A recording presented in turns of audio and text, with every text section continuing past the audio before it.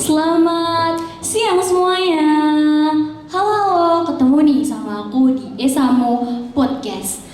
Nah, di podcast kali ini, di sini aku sebagai pembawa acaranya dan nama aku adalah Azara. Nah, di tema podcast kali ini kita bakal mengusung tema Gen Z vs Japanese Culture. Untuk narasumbernya udah ada nih. Di samping kita yang kakaknya kelihatan semangat banget ya, yaitu Kak Semi Rahayu yang biasa dipanggil Kak Zemo. Halo. Baik, guys, stay tune ya. Soalnya di podcast kali ini itu buat teman-teman yang di rumah nih terutama, kalian bakal dapetin ilmu yang banyak banget yang nggak bisa didapetin di tempat lain. Cuma ada di Esamo Podcast. Makanya buat teman-teman jangan skip nih. Soalnya nanti kalau skip kalian loh yang bakal rugi. Oh ya, aku mau ngingetin lagi nih.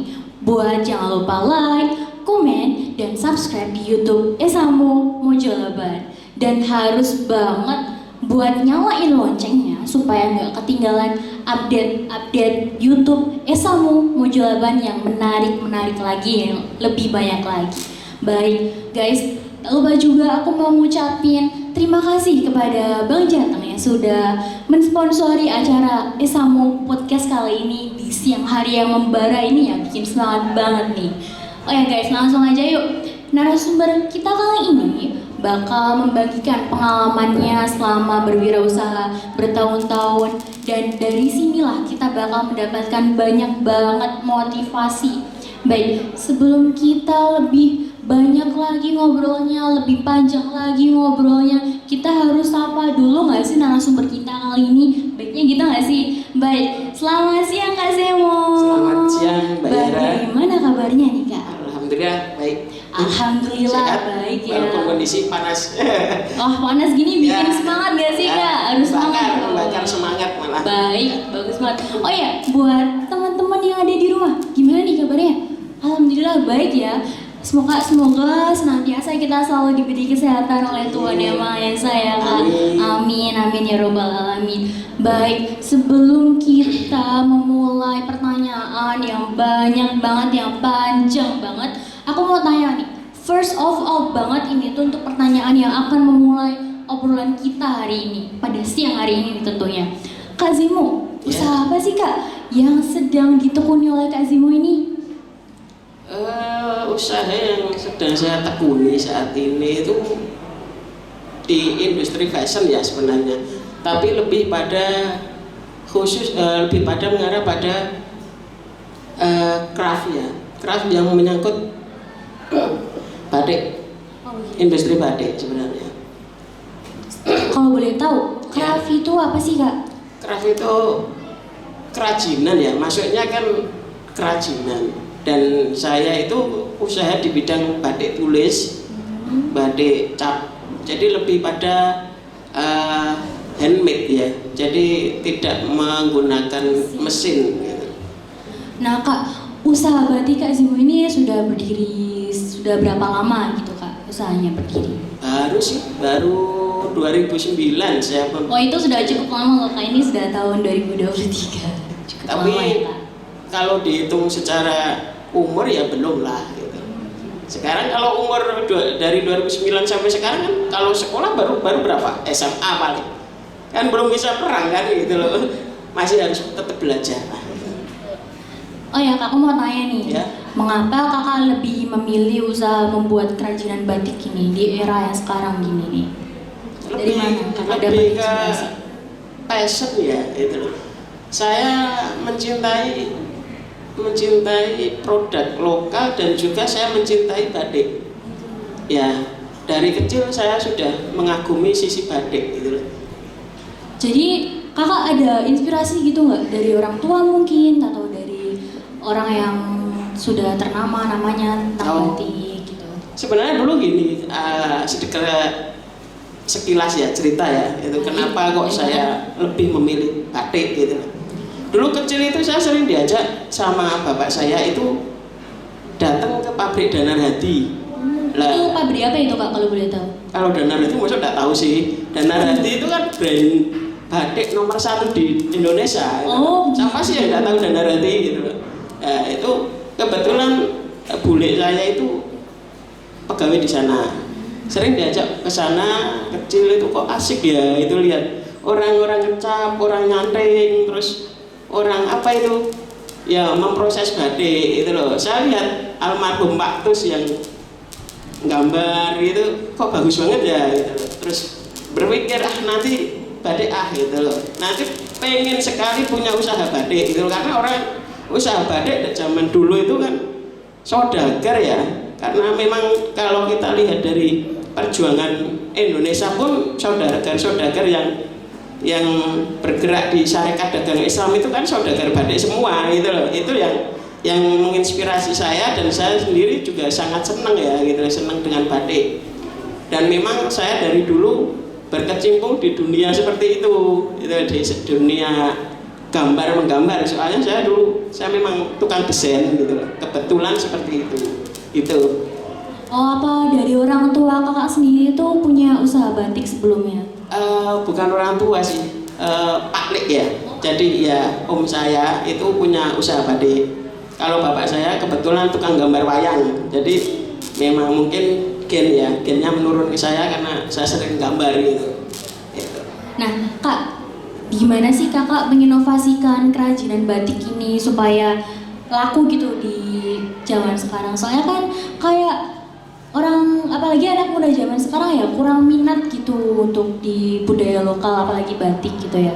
Gimana kakak menginovasikannya? Kalau saya menginovasikan saya selalu update dengan kondisi ya, dengan apa yang terbaru saat ini. Semisal kayak sekarang ini kan anak-anak itu kan sangat tidak suka memakai batik, katanya wah batik Arjagong gitu kan, kesannya seperti itu. Padahal kalau kita lihat batik itu bisa dipakai untuk casual gitu loh, tapi tergantung motifnya.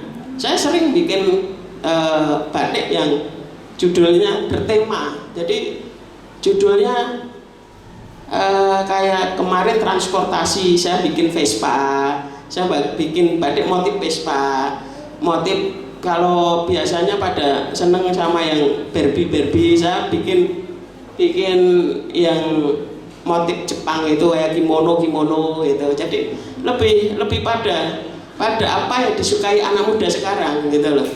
Anak muda sekarang itu tidak suka dengan motif-motif pakem, jadi lebih ke kontemporer dan lebih bisa dibilang batik yang tidak batik gitu loh. Maksudnya tidak terkesan batik banget gitu loh. Iya.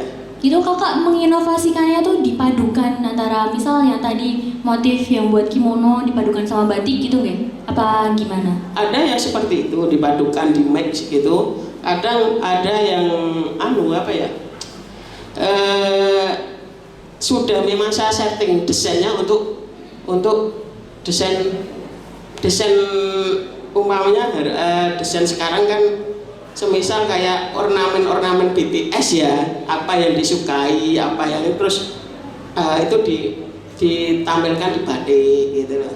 Atau mungkin sekarang kan lagi model komunitas apa gitu, nanti komunitas Harley gitu kan, kita bikin itunya masukkan ke unsur motif batik gitu.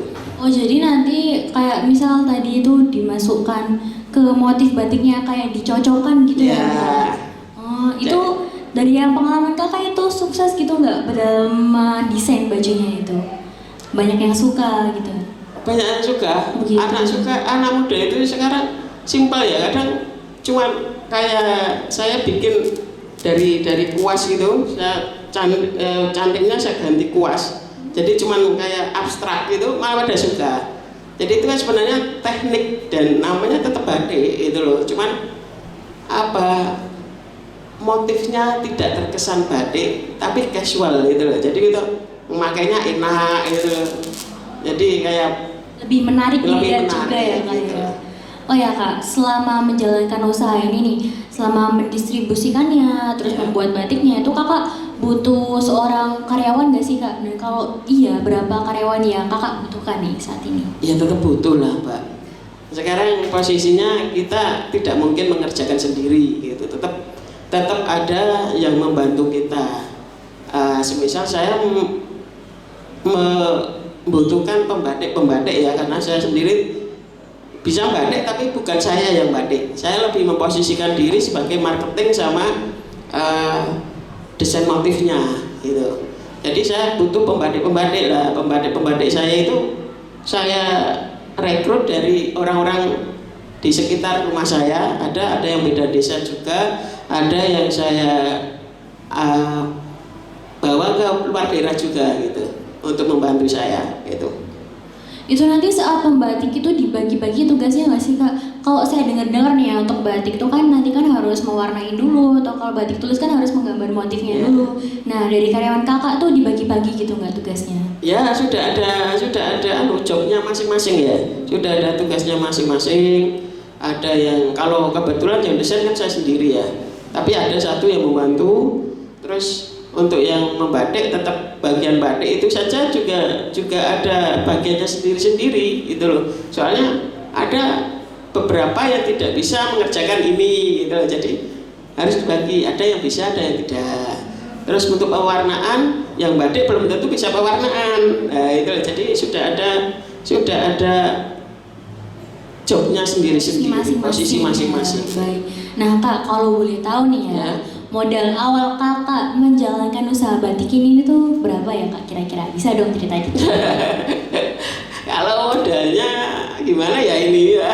Gimana nih? Sebenarnya gini, kalau modal itu karena saya itu benar-benar memulai dari zero ya, dari nol ya gitu loh. Jadi tidak kok langsung berapa rupiah, berapa puluh juta rupiah, tidak. Saya itu memang step by step, semua saya kerjakan sendiri awalnya itu loh. Jadi ya kalau kita bicara nominal kayaknya enggak dulu deh gitu loh. Maksudnya itu kan masuk pada ranah yang, tapi intinya siapapun bisa gitu loh. Siapapun bisa dan tidak memerlukan modal yang banyak, yang penting skill. Niat juga nggak sih Kak? Ya pasti dong gitu. Karena segala sesuatu kan harus pakai niat gitu loh. Niat, skill, kita tahu ilmunya, kita tahu kemana arah marketing kita. Gitu. Itu nanti sudah jalan sendiri lah gitu. Nah Kak, tadi kan katanya Kakak tuh mulai usaha ini tuh step by step, dijalankan sendiri dulu ya awalnya. Kakak tuh gimana sih mempromosikannya waktu itu tentang usaha Kakak? 2009 itu kan internet masih jarang ya. Saya masih harus duduk di warnet lama-lama. Itu awal-awal Facebook saya ingat sekali gitu loh.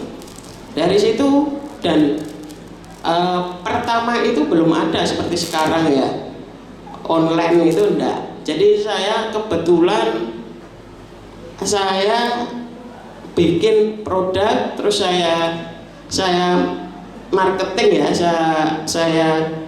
saya tawarkan ke showroom atau toko-toko batik di sekitar Solo sebenarnya awalnya itu. Terus kebetulan saya ada mulai tawaran untuk event-event pameran gitu, seperti itu. Oh begitu, jadi nanti kalau misalkan biasanya kalau ada event itu ada orang yang mengajak kerjasama gitu ya? Iya. Nah Kakak apa pernah ditawarkan kerjasama pada saat memulai banget usaha batik Kakak untuk event-event gitu? Oh pernah, saya selalu ngambil.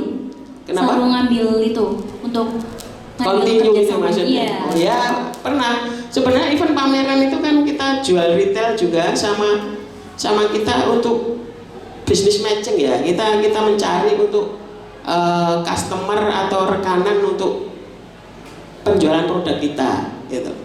Jadi dulu pernah saya itu gabung di Econit ya. Econit itu kebetulan teman saya juga divisi treasury-nya Bank Jateng itu mengenalkan saya pada Econit ya, Ekonomi Indonesia Jerman gitu. Jadi ada program CSR dari Jerman untuk Indonesia, lah itu berbentuk batik, untuk lebih konsen pada usaha batik. Di situ alhamdulillah saya dimasukkan ke situ. Jadi dari situ semua link itu kayak sudah kayak terbentuk gitu loh. Econit, Ekonomi Indonesia Jerman sama TIPSA Kanada. Gitu. Dari situ akhirnya saya itu mulai pameran difasilitasi pameran gratis ya di dalam dan di luar negeri gitu loh. Jadi di situ akhirnya saya juga ada ini saya masuk untuk kurasi ikut binaan LPEI. Nah dari situ mulai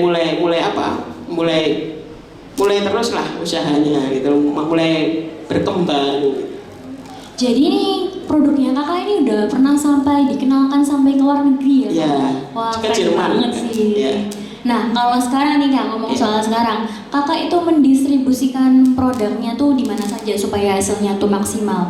Kayak misal didistribusikan ke luar kota atau mungkin udah ada pelanggan yang setia gitu selalu ngambil produk dari kakak. Saya ada pelanggan yang toko ya, pelanggan dari Solo Raya lah, ada dari, saya sering ke Sulawesi itu daerah Sidrap, Makassar juga ada, terus Bandung sama Surabaya, Malang, itu Jogja. Itu didistribusikan ke tempat-tempat itu kak? Ada yang didistribusikan, ada yang karena kalau di Sulawesi itu kan memang bagulnya banyak ya, pedagang yang beli itu banyak. Jadi memang dan itu kadang ada yang beli putus, ada yang terus gitu loh, terus ambil tiap bulan atau apa itu ambil gitu. Ada juga yang kebetulan tahu batik saya terus beli gitu, pesen untuk seragam lah atau apalah gitu. Nah kak, selama menjalankan usaha batik, nih kalau saya dengar ada batik tulis juga ya? Ya. Nah batik tulis itu kan susah ya kak, harus butuh skill ya. Nah kakak itu belajarnya itu otodidak atau bagaimana? Kalau batik tulis itu saya otodidak ya, semua bisa lah. Mbak Yana pun juga bisa kalau mau belajar. Tapi kalau ngebatik itu motifnya kan harus simetris gitu loh kak, biar Belum tentu. Yang namanya tulis itu kan gini loh, tulis itu tidak harus sama gitu loh. Sebenarnya itu kan lebih ke seni. Jadi seni itu tidak bisa terlalu sama seperti garis komputer ya. Apa yang di print out komputer nggak bisa. Itu malah ya yang beda itu yang seninya di situ, bagusnya di situ. Gitu. Nah kak kan tadi juga mendesain juga ya? Ya. Nah mendesain batiknya tuh lewat digital atau bagaimana? Enggak lewat digital. Ya, Sebenarnya kalau untuk printing kita lewat digital. Tapi kalau untuk desain batik tulis kita handprint, tangan gitu. Ya. Biasanya sehari itu berapa jenis atau berapa kakak tuh bisa mendesain berapa jenis gitu untuk kain batik dalam sehari dapat berapa? Oh banyak mbak, cuman kan kadang saya tidak harus dibikin desain, kan kadang saya harus keluar untuk marketing, saya harus ketemu sama buyer gitu loh. Jadi kalau sehari banyak itu bisa 10-15 desain. Itu ngedesainnya tuh satu kain atau bagaimana sih kak? Tergantung sih. Kalau batik tulis itu saya memang lebih condong limited edition ya. Setiap desain itu cuma saya bikin 2. Seperti halnya kemarin saya dimintai untuk Jumenengan Keraton Surakarta, dimintai sama Gusti Wandansari, Gusti Mung itu untuk mendesain batik Parangtresni. Itu beliaunya minta untuk bedoyo 11 dan untuk yang keluarga keraton itu 7 gitu loh. Itu dipakai oleh Gusti Wandansari dan juga Gusti Timurume, itu putranya Susuhunan ya, Raja Solo itu baru kemarin. Jadi setiap desain itu tidak saya produksi banyak itu enggak. Jadi lebih ke limited ya. Jadi umpamanya Mbak Yara, Mbak Kazimo mau dong didesainin batik untuk saya dengan pengennya seperti ini, bla bla bla bla. Oke, saya desainkan khusus untuk Kak Yara, gitu. Jadi nanti sudah ada yang kecuali kalau ada plagiat yang mau jiplak itu gitu. Jadi tidak mungkin saya produksi banyak. Gitu, itu yang lebih ciri khas batik saya seperti itu. Oh baik. Apa ada pernah gitu plagiat menciplak motif dari batiknya kakak, desainnya kakak? Oh banyak. Sudah ada. Karena memang tidak saya daftarkan HKI gitu loh. Jadi memang, tapi saya juga enggak masalah sih gitu loh. Rezeki tidak akan tertukar lah gitu loh. Mau jiplak monggo gitu loh. Berarti kalian seneng gitu loh. Kalau enggak, kalau enggak, saya pernah ditawarin untuk mendaftarkan HKI produk saya, desain-desain saya, berapa banyak nanti gitu loh. Jadi lebih biarin aja deh gitu loh. Gitu. Nah kak, dalam membatik, apalagi membatik tulis nih ya, tapi kalau boleh juga batik printing nih, biasanya estimasi waktunya atau enggak bisa jadi berapa? Kalau satu kain itu berapa hari gitu jadinya? Satu roll kain yang panjang gitu biasanya. Kalau panjang itu printing enggak? Oh kalau panjang printing? Ya printing itu tidak masuk batik ya, cuman berapa hari itu kak? Kalau saya itu batik tulis itu kan 2,4 meter ya yang standar itu potongan gitu. Itu tergantung motifnya juga. Kalau pakem itu lebih lama ya, karena pakem itu detail sama isiannya itu lebih penuh gitu loh. Tapi kalau kontemporer sedikit lebih cepat gitu. Nah kalau yang pakem tadi itu kira-kira berapa lama kak? Untuk satu batik itu kalau sampai proses akhir ya siap jual itu bisa 7 hari sampai 10 hari satu potong. Cuman tapi kan kita punya beberapa pembatik, jadi tidak satu diproduksi gitu enggak. Jadi bisa taruh saya ada 17 pembatik gitu loh. Jadi kan dalam 10 hari dengan motif pakem kita bisa produksi ya sekitar 17 sampai 20 batik gitu. Dalam membatik itu apa ada teknik khususnya gitu sih kak? Bisa tolong dijelaskan sedikit? Ya teknik khusus sih bisa dibilang ada, bisa dibilang tidak sih gitu. Karena pada dasarnya orang batik itu siapapun bisa batik. Kalau mereka mau belajar ya, mau coba gitu. Saya saja pernah ya sebelum pandemi itu kan saya itu sebagai ngajar turis Taiwan di Keraton Solo saya. Ya turis Taiwan yang datang ke Solo itu ada paket belajar batik sama manah dan saya kedapuk untuk itu. Mereka saja yang notabene orang luar ya itu jarang melihat orang batik aja bisa. Kenapa?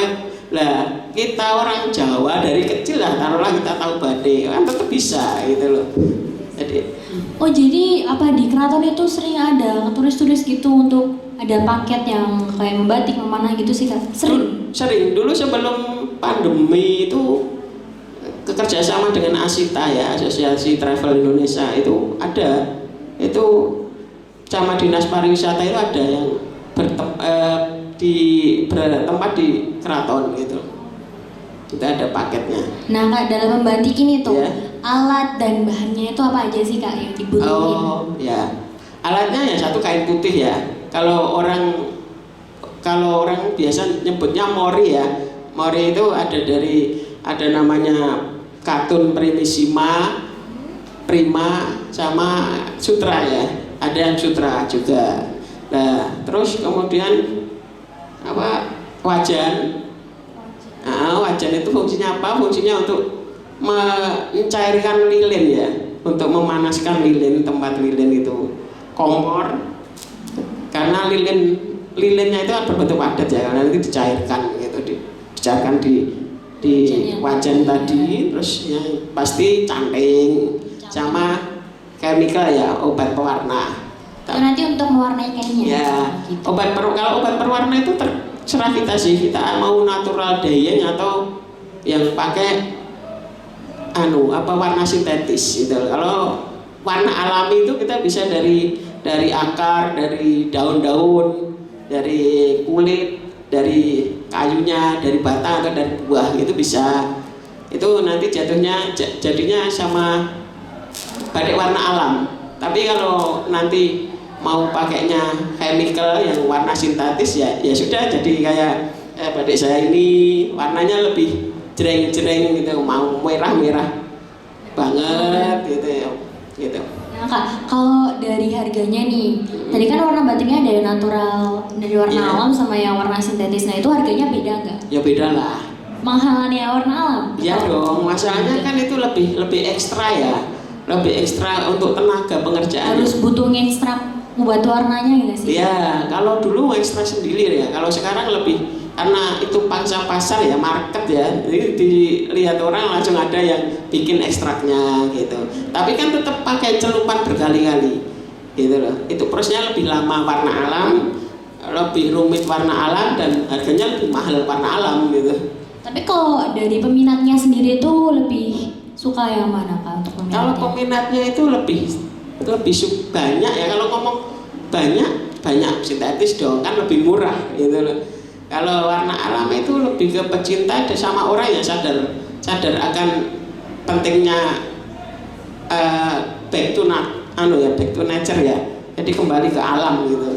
Jadi lebih mikirnya kalau nanti pakai obat ini nanti pengaruh enggak sih di kulit saya, itu lebih mereka kalau orang seperti itu lebih suka ke warna alam gitu.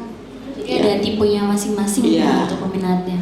Nah Kak, karena ini tuh kayak sudah di zaman sekarang ini motif batik yang lagi naik daun banget di target pasar itu apa Kak motif batiknya? Ini Dari tuh Kakak kayaknya malah lebih kembali pada warna klasik ya, kembali pada warna-warna dan motif-motif lama yang diusung itu saat ini. Karena mungkin sudah pada mikir gitu loh. Jadi kalau ini 2023 ini kayaknya yang diusung itu malah motif pakem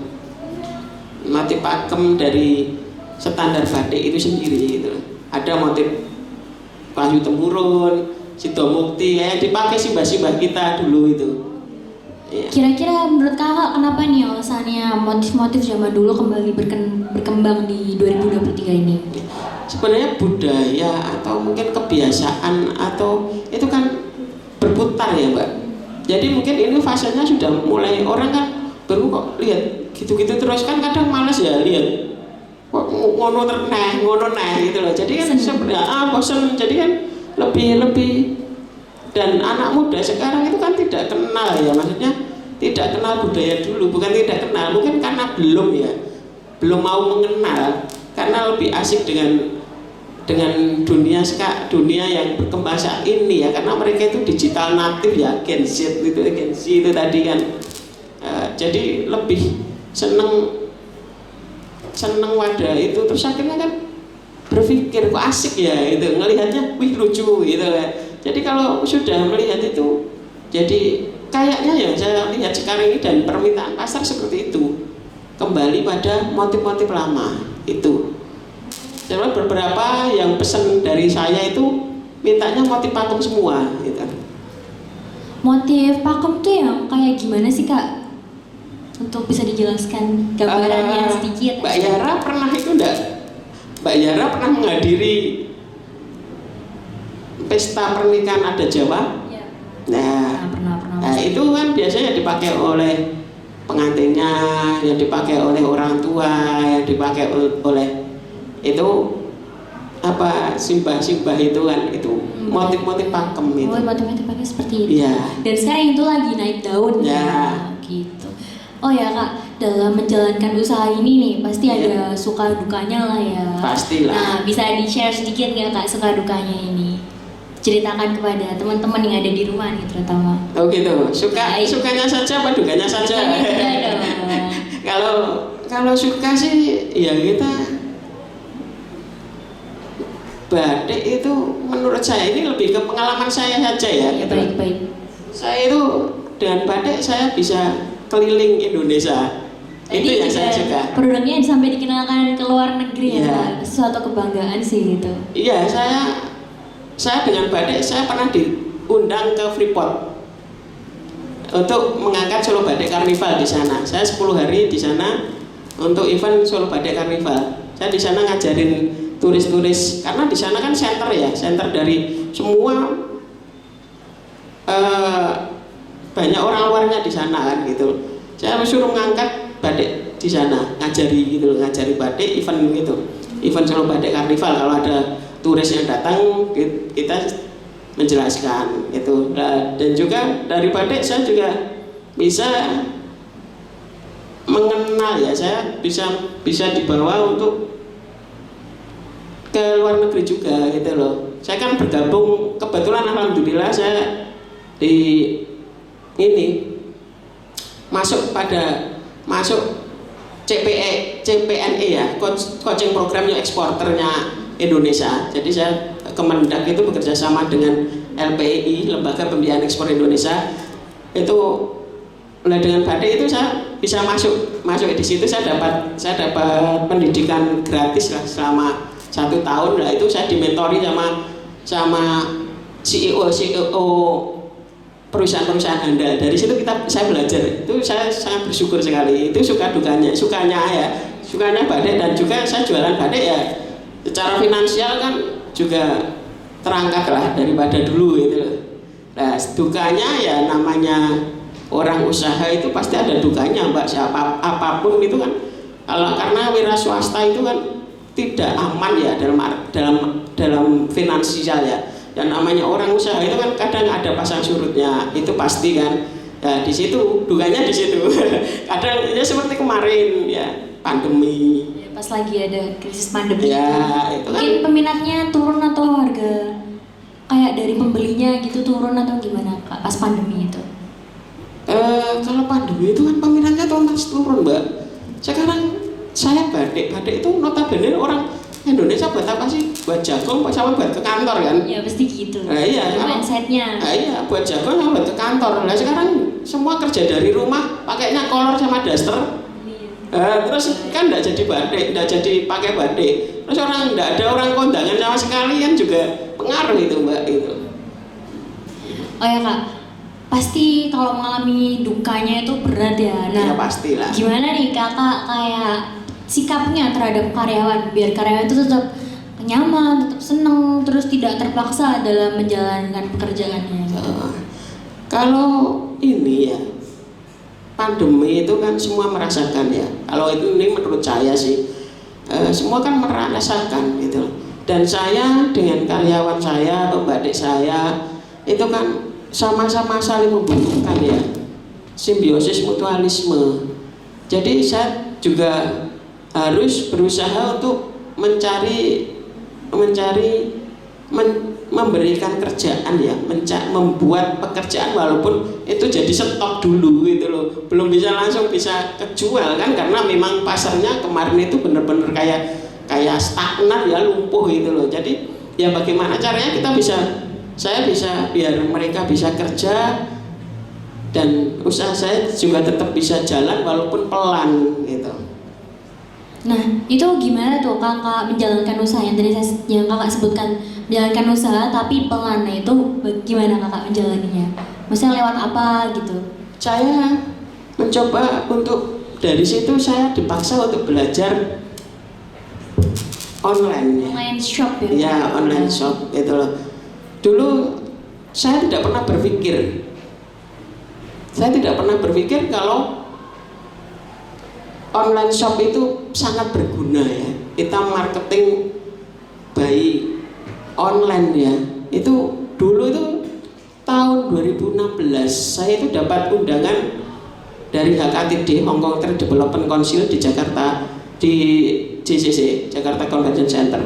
Pas itu saya itu tidak pernah diajak ngomong soal penjualan online e-commerce ya. Jadi sama Alibaba itu saya tidak pernah berpikir kalau saya akan menemuinya. Ternyata, dan saya masa sih mau seperti itu gitu.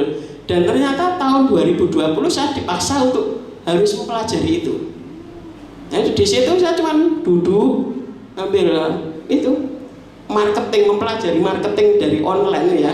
Jadi memang karena saya digital imigran ya, saya lahir bukan di era digital. Jadi sesuatu hal yang baru yang harus Mungkin benar-benar culture shock saya gitu ya, Kak? iya harus benar-benar saya pelajari, tugas saya bertambah. Ketika saya cuma biasa jual ini loh batik bagus, yang biasanya langsung kontak ke pembelinya, ini harus lewat online nah gitu. iya itu jadi wah saya ini the power of kepepet. Jadi karena kalau saya tidak belajar online, kalau saya tidak belajar internet, saya akan mati pelan-pelan ini gitu. Makanya saya saya belajar. Makanya intinya belajar itu seperti itu.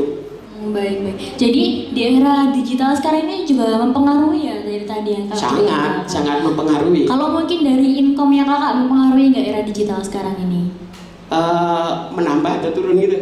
Iya, dari income. Maksudnya kayak yang dari kakak ini sekarang jual di online shop juga atau enggak? Oh, jual. Nah, dari situ income-nya bertambah mungkin atau bagaimana? Ya, ada plus minusnya sih. Yang pasti bertambah. Kita biasanya pameran ya, kita harus bayar setan sekian juta. Sekarang kita duduk sambil pegang HP. Ini aja kita masuk di TikTok Shop atau di mana itu di Instagram, Shopee ya itu sudah bisa masuk gitu loh. Tapi memang semua harus sabar sih gitu loh, karena memang ada ritme yang harus diikuti kan gitu. Baik Kak, nah dari tadi nih kita udah bahas tentang usahanya Kak Zemo nih ya. Buat teman-teman yang aku mau tanya nih, tentang sikap yang harus dimiliki seorang wirausahawan nih, menurut kakak itu bagaimana? Sikapnya? Baik. Sikap yang harus dimiliki wirausahawan itu nomor satu itu ulet sama tahan banting, Mbak. Kalau tidak tahan banting itu nanti luput gitu. Karena pernah saya ngobrol sama ketua ILO ya, namanya Pak Yanwar Sutandi, tapi beliau sekarang sudah tidak menjabat. Sama pakar bisnis orang Surabaya namanya Natalie Elizabeth. Beliaunya memang luar biasa ya kalau ngomong soal usaha dunia entrepreneur itu luar biasa. Itu beliau mengatakan gini, dua hal masa sulit ketika orang itu melakukan usaha. Satu, ketika mau membuka usaha. Kedua, setelah 8 tahun atau 7 sampai 8 tahun usaha itu berjalan. Gitu. Tapi yang paling sulit ketika usaha sudah berjalan 7 sampai 8 tahun itu nanti ujiannya lebih tinggi gitu. Pertama, kenapa itu masa sulit? Satu, ketika awal membuka itu mesti kita berpikir laku enggak ya? Aku jual gitu laku enggak ya? Negatif thinking ya Kak ya? Sudah bingung gitu kan, tetap laku enggak ya? Padahal belum memulai. Padahal yang pasti kan harus think and action ya. Kita berpikir dan bergerak gitu loh. Ini bisa enggak ya? Mulai apa? Nanti laku enggak ya? Kok ini nanti jatuh. Kok baru jual, taruhlah sekarang yang lagi booming es jumbo lah gitu loh. Kita jual es jumbo. Nah, hari ini kita buka, besok hujan deras. Itu udah mentalnya udah down banget itu. Atau udah lah itu masa-masa sulit untuk membuka lapak, untuk membuka usaha itu. Satu di situ. Kedua, ketika usaha itu sudah mulai berumur 7 sampai 8 tahun. Karena di situ ujian, kamu layak enggak? Mesti dibenturkan pada satu masalah itu pasti. Entah itu nanti ditipu orang, entah itu nanti ada accident gimana, itu pasti adalah dari situ. Kalau kita tetap bisa fight, walaupun pelan kita fight, itu berarti kita memang lolos di situ. Tapi biasanya kalau sudah usaha, Mbak Zara tahu kan sering itu usaha lama loh, kok tiba-tiba ambrol gitu loh. Itu kan tetap gini, terus ganti banting setir apa gitu loh. Nah di situ kalau dia tidak konsisten di situ, mesti ketika ambrol, ketika runtuh itu, atau ketika mengalami masa sulit pas 7 sampai 8 tahun itu mesti langsung banting setir. Langsung ganti usahanya. Usaha, pasti kan seperti itu. Ngikutin target pasar ya Kak. Iya. Ya Kak, nih udah sampai pada pertanyaan terakhir nih ya Kak ya. Aku sengaja nih nyiapin ini sebagai pertanyaan terakhir karena ini tuh penting banget. Kak, tips dong untuk menjadi wirausahawan sukses menurut Kak Zemo. Boleh dong bagi sedikit. Kalau tips itu lebih simpel ya saya itu. Kalau tips itu yang penting satu, sebenarnya anak-anak seusia Mbak Yara itu punya apa ya, kelebihan ya, karena dilahirkan sebagai digital native gitu loh. Kalau bisa mengikuti apa pasar sekarang kan jualan pulpen aja dipoto klik langsung jadi kok sebenarnya itu loh. Jadi kita harus pintar membaca peluang, satu itu tipsnya. Tips kedua, tipsnya itu satu, kita harus belajar, banyak melihat itu. Apa ada yang lain lagi Kak? Banyak belajar, banyak melihat, dan juga mencoba. Kita harus membangun satu komunikasi yang baik dengan siapapun, itu tips. Jadi membuat relasi gitu Ya, networking gitu loh. Jadi kita kan kadang, wah apa sih dia ada anu gitu. Jangan seperti itu loh. Kita bisa belajar dari siapapun, walaupun posisinya ada orang jualan ini, jualan apa, kok bisa laku semua ya? Itu apa ya yang harus dipelajari lah itu. Intinya belajar sama niat, mau apa ya? Mau mencoba gitu loh. Jangan malas-malesan gitu loh. Dan harus konsisten juga. Nah, harus konsisten gitu loh. Jadi, kalau nggak konsisten nanti malah berhenti di tengah jalan, terus nanti yang seperti tadi kakak bilang banting setir ya malah. Ya malah banting setir. Padahal kayak 7-Eleven itu satu bikin, bukan 7-Eleven ya. 7-Up dulu pernah mungkin usianya dah ya. Dulu itu ada minuman gitu namanya 7-Up. Itu bikin, yang punya itu bikin 7-5 tidak laku. Urut terus itu loh, sampai akhirnya pas sampai 7-5 kurang satu, ini tak coba dulu, kalau nanti tidak bisa sudah aku ndak akan luar. Ternyata setelah bikin label 7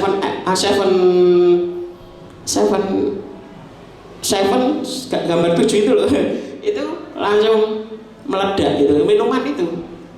Ya seperti Coca-Cola itu kan beribu-ribu baru bisa lolos kan gitu loh. Jadi jangan lelah untuk mencoba, trial terus gitu, sampai akhirnya kita ketemu yang menjadi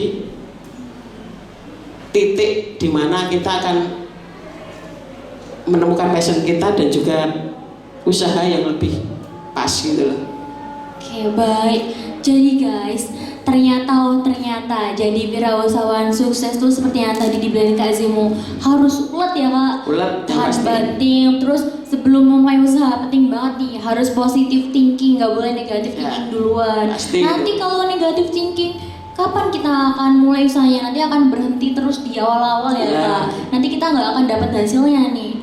Oh ya, selain itu kita juga harus pintar untuk membaca peluang. Terus kita harus banyak-banyak belajar ya Kak ya. Belajar, mencoba nyari kesempatan. Dan saat belajar itu kita harus konsisten nih guys. Jadi nggak boleh nih kayak males di tengah-tengah, atau mungkin sebelum mulai udah males duluan ya Kak. Itu jangan ya guys, jangan. Nah terus semangat pasti. Ya harus semangat. Teman-teman juga harus banget untuk bangun relasi, karena nanti kalau misalnya kita berwirausaha itu kita butuh banget ya kayak namanya relasi. Ya gitu. jelas dong. Gitu. Untuk mempromosikan juga ya Kak, bisa ke orang yang lebih banyak dengan relasi yang teman-teman dapet itu.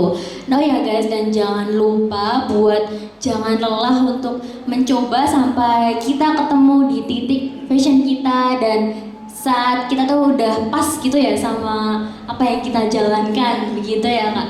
Nah makanya teman-teman, apalagi kita itu Gen Z ya ini, kita tuh sebenarnya punya banyak multi talenta, tapi kita nggak mau untuk memanfaatkan dan menunjukkan talent kita gitu. Padahal kita tuh masih bisa untuk banyak belajar ya Kak ya. Nyari kesempatan, ngambil kesempatan buat dapetin sebuah pengalaman yang berharga dari wirausahawan sukses di Indonesia. Nggak di Indonesia deh, nih deket saya nih ada Kak Zemo nih. Nah kenapa guys? Karena nggak mungkin banget dong sukses itu semudah ngedipin mata itu sangat-sangat tidak mungkin. Maka dari itu kita harus banyak-banyak belajar supaya kita bisa mengikuti jejak-jejak mereka yang sudah sukses. Nah, untuk Kak Zemo, terima kasih banyak ya Kak sudah berbagi pengalaman. Sama-sama. Luar biasanya udah sampai ke luar negeri juga, sampai bikin apa tuh yang tadi tuh Kak yang ke itu membantu belajar turis dari Taiwan yang di keraton tadi. Nah, oh ya guys, aku mau ngingetin nih, nggak bosan-bosan nih aku ngingetin kalian buat jangan lupa like, komen, dan subscribe di YouTube Esamu Mojolaba, dan jangan lupa buat nyalain loncengnya biar nggak ketinggalan update selanjutnya nih ya. Oh ya, sebagai pembawa acara di sini aku mau mohon maaf, dan apabila ada salah kata, aku mohon maaf yang sebesar-besarnya. Aku sebagai Azara dan narasumber kita, Kak Zemo, pamit undur diri. Dadah! Terima kasih buat teman-teman yang sudah mau menonton sampai akhir. Semoga podcast kali ini bisa berguna ya buat kalian. Oh ya, awalnya podcast, akhirnya sukses. Wassalamualaikum warahmatullahi wabarakatuh. Waalaikumsalam. Dadah!